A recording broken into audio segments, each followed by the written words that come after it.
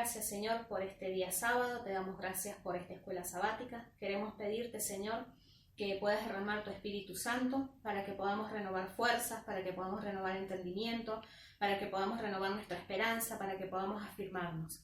Señor, tú conoces las vicisitudes y las cosas que hemos pasado. Te ruego, Señor, que recibamos el consuelo que necesitamos y la fuerza para seguir adelante. Por Cristo Jesús. Amén. Bien, nosotros ya hemos llegado a la lección 4 de este trimestre y el versículo que teníamos para esta semana era este: a la ley y al testimonio. Si no dijeren conforme a esto es porque no les ha amanecido. Otra versión dice: si no hablasen conforme a esto es que no les ha amanecido. Pero ¿qué es la ley y el testimonio? Todas las personas necesitan en algún momento respaldar sus creencias y las cosas que hacen y por qué las hacen.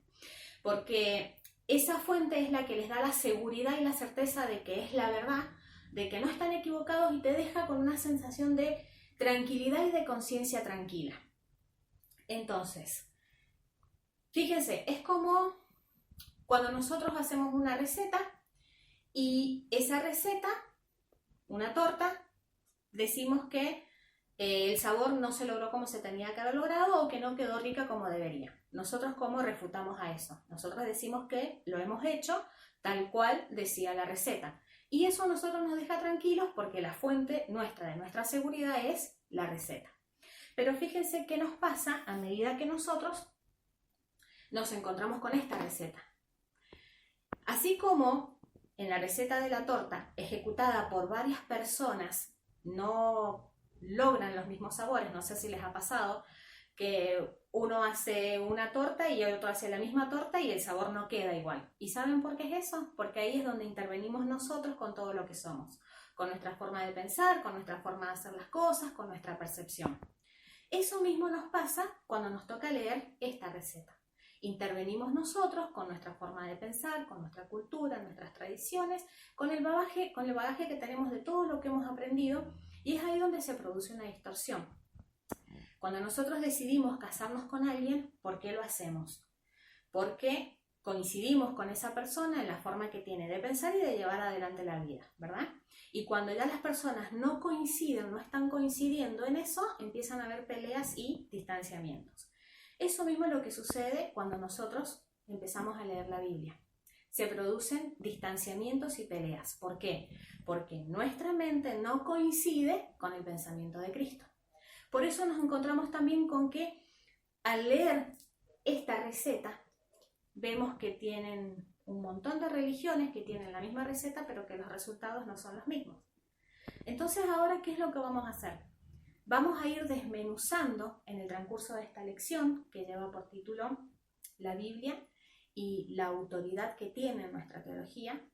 Vamos a ir desmenuzando cuáles son esas cosas que estarían molestando en esta convivencia, en esta relación con Dios. Cuando a nosotros se nos dice que nuestra mente y nuestro pensamiento tiene que estar sometido a la voluntad de Dios, nos choca. ¿Por qué? Ponemos resistencia, porque es como que nos estuviesen imponiendo algo. Diferente es cuando por amor, como pasa en el matrimonio, las personas coinciden en la manera que tienen de pensar y de hacer las cosas. Y eso es lo que nosotros tenemos que lograr. Nosotros vemos que en este mundo nos encontramos con un montón de nuevos problemas y nuevas modas. Por ejemplo, esto del poliamor, que está muy de moda y está al acecho de todos los adolescentes. ¿Qué pasa con todas estas cosas que van surgiendo en el mundo? ¿Quién es el que tiene la última palabra? ¿Quién es realmente la fuente de verdad? Yo le voy a dar la bienvenida ahora a José para que podamos empezar este repaso de la lección y el estudio, si en algún momento no lo pudiste hacer. Que sea de bendición y nuevamente bienvenidos. Gracias. Hola hermanos, muy feliz sábado, espero que se encuentren realmente bien en esta mañana. Quiero comentarles, agradecerle a Silvia que estuvo haciendo la introducción a la escuela sabática y poder reflexionar, a mí me tocó el día domingo, poder reflexionar en el tema de la tradición. ¿Cuántas tradiciones tenemos como iglesia? ¿Cuántas tradiciones tenemos como familia? Como personas, individualmente. Saben que en el libro de Marcos, capítulo 7, del 1 al 13, Jesús confronta a los líderes de iglesia porque había una tradición que se había hecho muy importante con el paso de las generaciones, que era el tema del lavado de las manos, y que si no se lavaban las manos, se los consideraba inmundos. Realmente la tradición no es mala, y hoy podemos ver cuán importante es el lavado de las manos. Importantísimo para lo que estamos viviendo como iglesia, como sociedad en el mundo. La importancia que tiene el lavado de las manos es impresionante, pero Jesús los criticó, como que los retó, ¿sí? Los retó, literalmente los retó y les dijo que de él hablaba el profeta Isaías, porque en su corazón estaban esas leyes humanas en vez de las leyes divinas, de las leyes que Dios había impuesto. Esas leyes, como dije desde un principio, esa tradición no era mala en sí, pero había llegado a un nivel tan alto que sobrepasaba la autoridad de la Biblia. Y ahí es donde estaba el problema. Siguiendo un poco o avanzando un poco con respecto a lo que decía el día domingo, la escuela sabática, también le dice algo muy lindo, que si pueden acompañarme, en 2 de Tesalonicenses capítulo 3, versículo 6, para que tengamos cuidado con respecto a las tradiciones, con respecto a lo que se nos fue enseñado. Dice, sin embargo, en el nombre de nuestro Señor Jesucristo, os ordenamos, hermanos, que os apartéis de todo hombre que ande fuera de orden, o de todo hermano que ande fuera de orden, y no según la enseñanza que recibisteis de nosotros. Es importante, sí, es importante tener doctrinas como iglesia. Y esas doctrinas se fueron analizando y pasando de generación en generación. Pero el tema de las tradiciones es algo en donde entra un poco el peligro. ¿Qué estamos priorizando? ¿Una tradición de una iglesia? ¿O estamos priorizando lo que es la palabra de Dios? Por ejemplo, una de las últimas preguntas del día domingo decía, ¿te has puesto a pensar en qué tradiciones hay en nuestras iglesias? Yo pensé muchísimas tradiciones que tenemos, pero quería poder solamente expresar una de esas. ¿Se han puesto a pensar en esa tradición o en eso que se pasó de generación en generación? De que la iglesia tiene un lugar santo y que también tiene un lugar santísimo, y que en la Biblia no está explicado de que una iglesia deba tener esa división como se tenía en el santuario, pero sin embargo, desde niños se les enseña eso, y cuando uno entra a la iglesia se le dice, no, ese lugar es santo, es un lugar apartado para Dios. Hay que tener un respeto por sobre todas las cosas sobre ese lugar, pero hermanos, todo el templo debiera ser respetado. Toda la iglesia debiera tener un lugar importante para nosotros, no solamente el lugar donde se predica. No hay una división escrita o explícita en la Biblia. Sin embargo, nosotros como tradición se lo ponemos. ¿Que hay que tener cierto respeto? Sí, pero no solamente por ese lugar, sino por toda la iglesia en sí. Ojalá, hermanos, que podamos aplicar esto a nuestra vida, que tengamos en cuenta de que las tradiciones no sobrepasen lo que es la autoridad que tiene la Biblia. Ahora le dejo ya el paso a Daniela. A Daniela va a poder desarrollar el día lunes para que podamos disfrutar de esta escuela sabática. Hola queridos hermanos, mi nombre es Daniela, para los que no me conocen, estoy muy contenta de que podamos leer la palabra en esta cuarentena que nos tiene encerrados, pero a través de los celulares podamos leerla. La cuarentena nos tiene separados, pero el amor de Dios nos tiene juntos. Como ya saben, estamos en la lección 4 y el versículo para memorizar es Isaías 8:20. Espero que lo lean con entusiasmo, lo reflexionen y lo memoricen, porque la verdad que es para reflexionar. El día lunes, la experiencia me tocó. Yo como joven pensaba que la experiencia no era para mí, que la experiencia solamente va para viejitos, era para viejitos. Y leyendo la lección me di cuenta que no era tan así.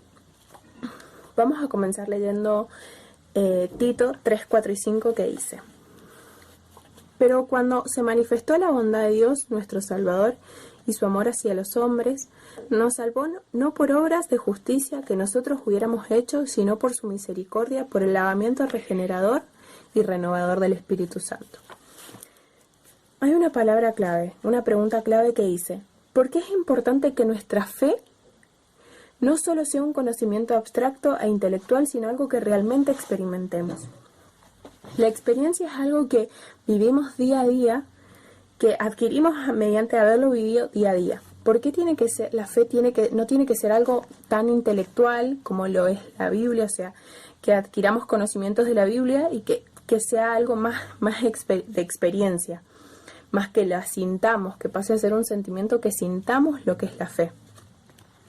La experiencia es parte de nuestra existencia humana, afecta a nuestros sentimientos y pensamientos de una manera muy poderosa. Nuestra religión y nuestra fe son más que solo doctrinas y decisiones racionales. Yo decido seguir a Cristo, yo decido leer su palabra, yo creo en Cristo, por eso es algo racional.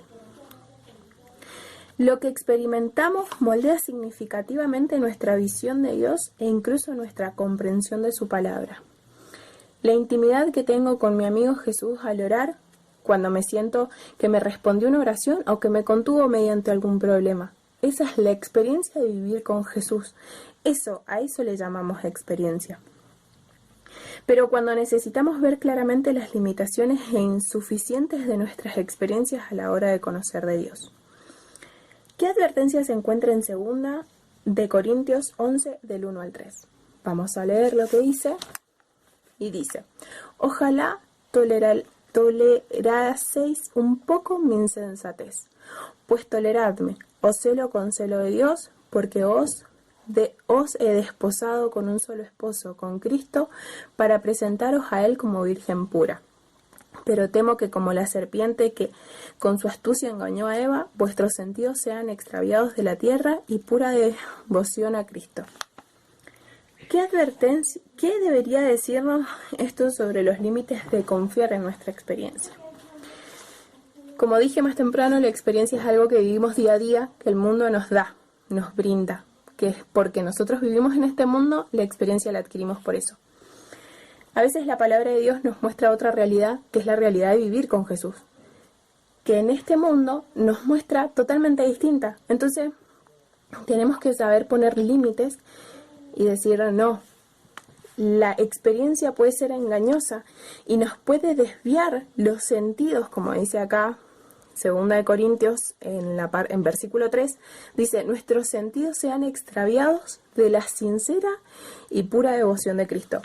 Que la experiencia nos perturbe y nos haga olvidar o nos haga desviar la mirada. Para finalizar, dice: la experiencia puede ser muy engañosa, bíblicamente hablando. La experiencia necesita tener su propia esfera. Necesita que la Escritura le inspire la forma y también la interprete. Aquí debemos aprender a confiar en la palabra de Dios, incluso por encima de nuestra experiencia y deseo.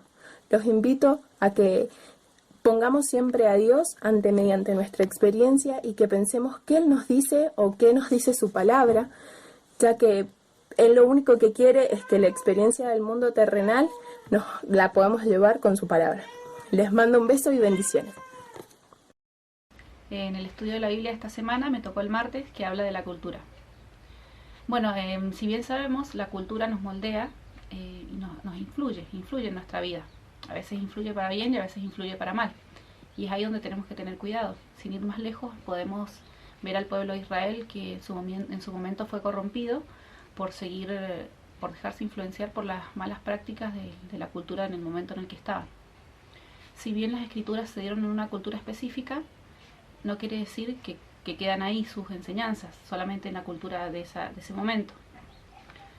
También sabemos que la cultura la cultura de cada uno influye en cómo vamos a interpretar la Biblia, cada uno de nosotros. También sabemos que la Biblia trasciende años, trasciende imperios, trasciende culturas, trasciende estatus social, y es una de las razones por la que es perfecta, y es una de las razones por las cuales puede corregir y moldear cualquier hecho pecaminoso que se dé en cualquier cultura. Si nos vamos a Primera de Juan 2, 15 al 17 dice: no améis al mundo ni lo que hay en el mundo. Si alguno ama al mundo, el amor del Padre no está en él. Porque todo lo que hay en el mundo, los deseos de la carne, la codicia de los ojos y la soberbia de la vida, no procede del Padre, sino del mundo. El mundo y sus deseos se pasan, en cambio, el que hace la voluntad de Dios permanece para siempre. Acá Pablo nos dice, absténganse de hacer lo que hace el mundo, de todas las cosas malas que hace el mundo. ¿Por qué? Porque esto nos lleva a la perdición. ¿Por qué? Porque esto nos daña a nosotros, a los que tenemos alrededor. Y la única forma de poder estar fuera de todas estas malas prácticas o seguirlas o dejarnos que nos influencien es estar tomados de la fuerza de lo alto, que es Dios, dejar que nuestro Padre viva en nosotros. Por momentos la cultura parece coincidir o alinearse en nuestra fe, y por momentos no, y ahí es donde tenemos que tener cuidado. Es más, deberíamos desafiar a la cultura, si fuera necesario, y tener una cultura propia que sea fiel a la palabra de Dios, pase lo que pase, esté en el lugar donde esté. Ahora la pregunta es, ¿debemos aislarnos del mundo? Y la respuesta es no. Simplemente debemos separarnos de los principios e intereses que nos saquen de nuestra fe, que nos alejen de Dios, que no vayan con nuestra fe. Es más, debemos estar en el mundo como lo hizo Jesús, codeándonos con las personas, estando con ellas, elevándolas, enalteciéndolas y acercándolas a Cristo, como Él lo hizo. Gracias. Buenos días nuevamente, feliz sábado. Vamos a seguir con el repaso de nuestra lección de escuela sabática. Ya hemos pasado por la experiencia, hemos pasado por la cultura, hemos pasado por la tradición y nos toca ver la razón. ¿Y qué es la razón? Fíjense que el diccionario define a la razón como es la capacidad que tiene la mente humana de establecer relación entre conceptos e ideas, y a ese conjunto le aplicamos un juicio. Y eso lo damos por sentado, lo damos por verdad. Por ejemplo, fíjense, cuando nosotros ejecutamos juicios, hay cosas en las que nosotros nos apoyamos para hacer esos juicios. Puede ser la experiencia sensorial, que es la que a mí me permite recoger información de lo que veo, de lo que toco, de lo que oigo, y a ese conjunto yo le aplico la inteligencia, que es la capacidad de la que hablábamos recién, que definía el diccionario, para ejecutar un juicio y hacerlo verdadero. Por ejemplo, ¿les ha pasado que muchas veces recibimos un comentario o un chisme? Recibimos un comentario y ese comentario nosotros lo damos por hecho. ¿Por qué? Porque le hemos aplicado la inteligencia, pero también basado en las relaciones de las que hablábamos recién que hace nuestra cabeza, que recoge información de lo que nosotros hemos visto, hemos vivido y hemos oído antes, ¿verdad? Entonces, a ese chisme o a ese comentario le aplicamos toda esta experiencia y hacemos un juicio. Ahora, ¿cómo hacemos nosotros para saber si los juicios que nosotros emitimos son verdaderos? Porque hay algo que le sucede al cerebro humano, que es la afectación que ha sufrido por el pecado. Por ende, tenemos como un desequilibrio en nuestra forma de pensar. Efesios 4:18 dice: ellos tienen el entendimiento entenebrecido, separados de la vida de Dios por ignorancia, debido a la dureza de su corazón. Bien, ¿qué es lo que tenemos nosotros? El entendimiento entenebrecido. Ese es el problema que tenemos. Pero fíjense, Proverbios 9:10 nos está dando la clave para solucionar este problema del entendimiento entenebrecido. Dice: venerar al Señor es el principio de la sabiduría, y la inteligencia está en conocer al Altísimo. Entonces, para poder ejecutar nosotros juicios verdaderos y que nuestra mente esté alineada con el pensamiento real y verdadero de lo que es la palabra, tenemos que hacer esto: aplicar nuestra inteligencia, que es la definición que escuchábamos recién al principio, de que es la capacidad que tiene la mente humana, aplicar esta inteligencia al conocimiento de la sabiduría de Dios. Fíjense que el próximo versículo, por favor, Efesios 4, 12. A fin de perfeccionar a los santos para desempeñar su ministerio para la edificación del cuerpo de Cristo. A fin de perfeccionar a los santos, quiere decir que la única manera y la única forma que tengo yo de estar segura de que los juicios que voy a emitir de acuerdo a este relacionamiento que hace mi cabeza entre los conceptos y las ideas que nosotros tenemos es conociendo a Dios. La sabiduría solamente viene de Dios, no hay otra vuelta. Del único lugar que nosotros podemos obtener la sabiduría y afirmar que es la razón genuina, digamos, que es la razón, la verdadera razón, es la palabra de Dios. Así que ahora sí, continuamos con nuestro repaso de la escuela sabática. Feliz sábado familia, feliz sábado iglesia, feliz sábado amigos. A mí me tocó justamente el día jueves, se titula La Biblia. Resalté aquí una frase, una oración que dice: el Espíritu Santo, quien reveló e inspiró el contenido de la Biblia a los seres humanos, nunca nos guiará en contra de la palabra de Dios, ni nos extraviará de ella. Está muy claro saber y reconocer que la Biblia, con la voz del Espíritu Santo, siempre están unánimes, siempre van a decir lo mismo, a conformar lo mismo. Nunca el Espíritu Santo va a decir algo y la Biblia va a decir otra cosa, ¿no? En estos tiempos el engañador se ha dedicado a que nosotros creamos en todo lo que sale en los celulares, en YouTube, en las películas, en la música, en las modas, que creamos en ello. Y eso muchas veces nos lleva a pensar lo contrario a lo que dice la Biblia. Esas voces que quedan grabadas en nuestra mente son engañadoras, pero la voz de Dios que está reflejada en la Biblia es única, y esa es autoridad, porque no se contradice. También resalté que la Biblia tiene autoridad superior a la tradición humana, a la experiencia, a la razón y la cultura. O sea que está sobre mi razón, sobre la cultura de la humanidad completa, sobre la experiencia de la persona que ha tenido, que podemos decir, aquel jugador de fútbol, qué experiencia, aquel hombre que vivió, qué. Pero está sobre eso, la autoridad de la Biblia es suprema, es divina, es sagradas escrituras. También la Biblia es la fuente suprema para interpretar las cuestiones espirituales. ¿Ustedes quieren saber qué es lo que creía Jesús? ¿Qué es lo que pensaba Jesús de la Biblia? Vamos a leer San Juan 5, 46 y 47. Miren lo que Jesús pensaba acerca de ella. Porque si creyerais a Moisés, me creeríais a mí, porque de mí escribió él. Pero si no creéis a sus escritos, ¿escucharon? Porque si no creéis a sus escritos, ¿cómo creeréis a mis palabras? Aquí vemos también que para Jesús las escrituras, les decía a los discípulos, si ustedes no creen en lo que escribió Moisés, de nada vale, que no van a poder creer en mí. Porque Moisés habló de mí. Toda la Biblia habla de Jesús. Toda la Biblia nos lleva a Jesús. Por eso tiene autoridad suprema.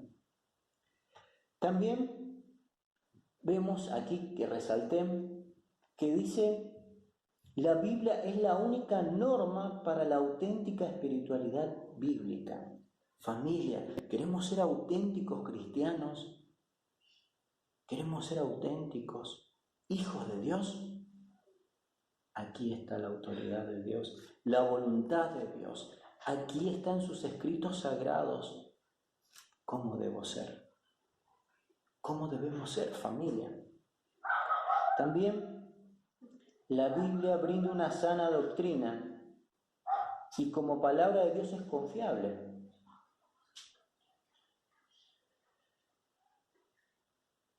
aquí también tenemos que tener mucho en cuenta que lo más confiable en el mundo, en la vida, en estos tiempos, no es el internet, no es mi trabajo, no son mis estudios. Lo más confiable en la vida que me va a llevar a decidir y a ser genuino hijo de Dios es su palabra, la Biblia. Familia, amigos, la lección del jueves habla acerca de que no hay autoridad suprema en la Biblia. Que Dios los bendiga. Y ahora, con el día viernes, lo vamos a invitar a Zulma, quien nos va a estar dando la palabra. Bendiciones. Buenos días, mis hermanos, feliz sábado. Es un placer para mí estar con ustedes a través de este medio y en el repaso de Escuela Sabática. Durante la semana hemos analizado la tradición, la experiencia, la cultura, la razón y la Biblia. Hemos visto que todas estas fuentes son buenas para nuestra vida religiosa y también hemos visto que hay peligro y que hay limitación que debemos tener en cuenta. Nuestra hermana Silvia, directora de Escuela Sabática, hizo una pregunta que dice: ¿quién será quien tiene la última palabra? La última palabra la tiene la Biblia, pero no la Biblia de una cultura relativista en la que vivimos hoy, que dice que la palabra es relativa y que cada uno la interpreta según le convenga. La Biblia es una Biblia absoluta porque contiene la palabra de un Dios absoluto. La Biblia es la última palabra y la máxima autoridad. Jesús dijo: yo soy el camino, la verdad y la vida. Entonces, hermanos, nuestra fe tiene que estar documentada en la palabra de Dios. Podemos extraer de la tradición, la experiencia, la cultura, la razón, cosas buenas, pero nada reemplaza lo que dice la palabra de Dios y está escrito. Por eso, hermanos, tenemos que tener fe en estos momentos en los que estamos pasando en estos días. Tenemos que tener fe y la seguridad que Dios está al control de nuestra vida. Tenemos que tener la fe y la seguridad que Dios está al control del mundo. Y tenemos que tener la fe y la seguridad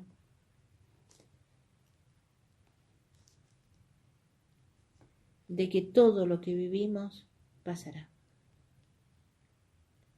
Y tenemos que tener la fe y la seguridad que la Biblia nos muestra el mejor camino, que es el camino a la eternidad cuando Jesús vuelva. Bueno, hermanos, ahora le doy el paso al anciano de nuestra iglesia, Alejandro.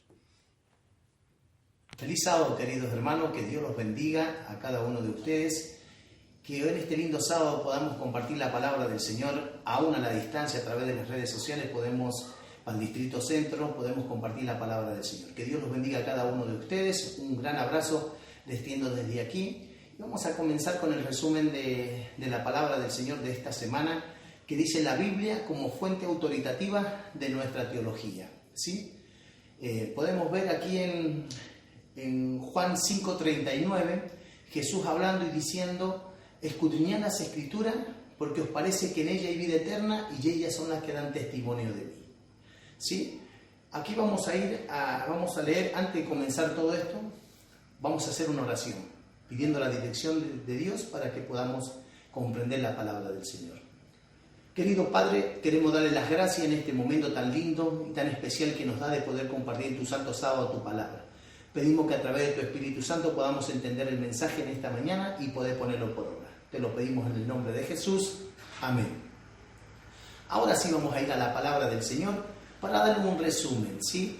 Sencillo para que podamos entender acerca de la tradición, que nuestros hermanos han podido hablar en esta semana acerca de la tradición, a través de la experiencia, a través de la cultura, de la razón y de la Biblia, ¿sí?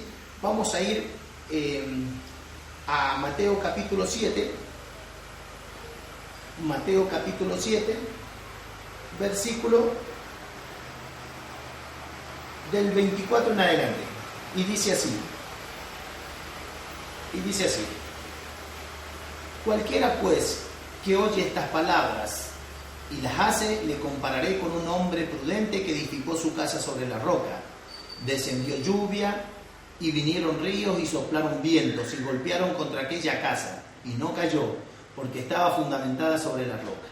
Pero cualquiera que me oye estas palabras y no la hace, le compararé a un hombre insensato que edificó su casa sobre la arena. Descendió lluvia y vinieron ríos y soplaron vientos, y dieron con ímpetu contra aquella casa, y cayó y fue grande su ruina.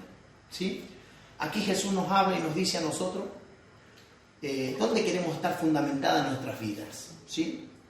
Nuestras vidas, Jesús dice que ese hombre prudente edificó su casa en la roca, ¿sí? En Cristo, en la palabra del Señor, ¿sí? Y aquel persona insensata, ¿no?, edificó su casa sobre la arena. Dice que vinieron el río, vinieron las lluvias, el viento, ¿no? Y fue muy grande su ruina, quedó en la nada. Los ríos empezaron a comerse la arena y su vida quedó inestable. Así como vimos que la arena es inestable, también podemos ver la inestabilidad de este mundo, ¿sí? La tradición, nuestra experiencia, nuestra cultura y nuestra razón, si no están fundamentadas en la palabra del Señor, es todo inestable. Nuestra vida está en la nada. Alejandro, me dice Dios, ¿en qué querés fundamentar tu vida? En algún momento de esta vida, Alejandro estuvo fundamentado en la arena y tuvo muchas frustraciones, tristeza, angustia, problemas, dificultades, ¿sí? ¿Cómo podemos tener también nosotros aquí en la roca? Pero la diferencia es que aquí en la roca, Cristo me dice, no te hagas problema, Alejandro, aquí no te va a pasar nada.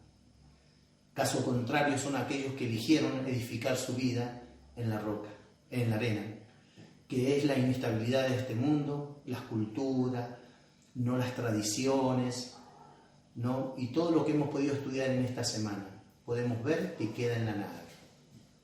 Vamos a leer unos versículos bíblicos aquí en 2 de Timoteo 3:16, como dice, ya un versículo conocido, y dice la palabra del Señor: toda escritura es inspirada por Dios y es útil para enseñar, para redarguir y para corregir y para instruir en justicia, a fin de que el hombre de Dios sea perfectamente preparado para toda buena obra. Jesús mismo nos aconseja a nosotros que escudriñemos las Escrituras, que hay vida eterna, que todas las Escrituras es inspirada por Dios, y vemos que el mundo cada vez va de mal en peor, y Dios nos aconseja a nosotros que nos fundamentemos en la roca que es Cristo Jesús. Vamos a ir al último versículo en esta mañana, que se encuentra en Primera de Juan, capítulo 2, versículo del 15 en adelante.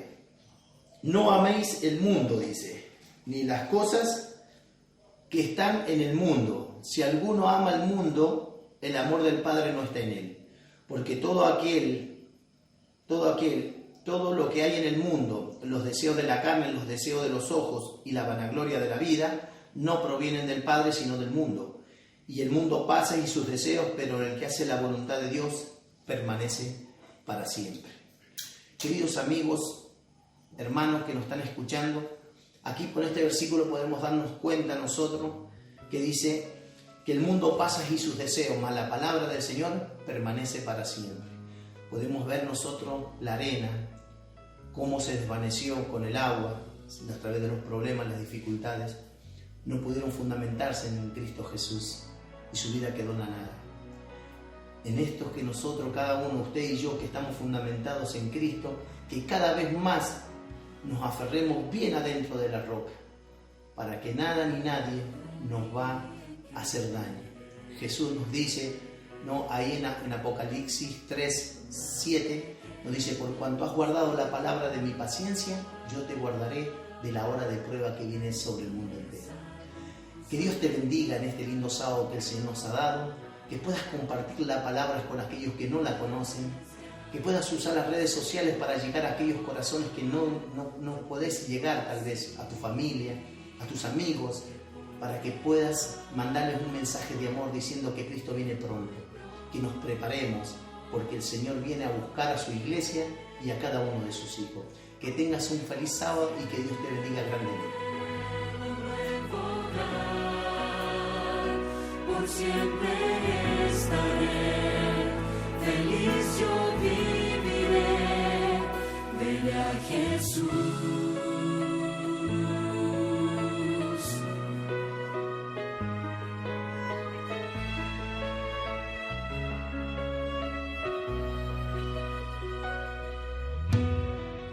La voz de Dios retumbará. Con gloria en las nubes surgirá.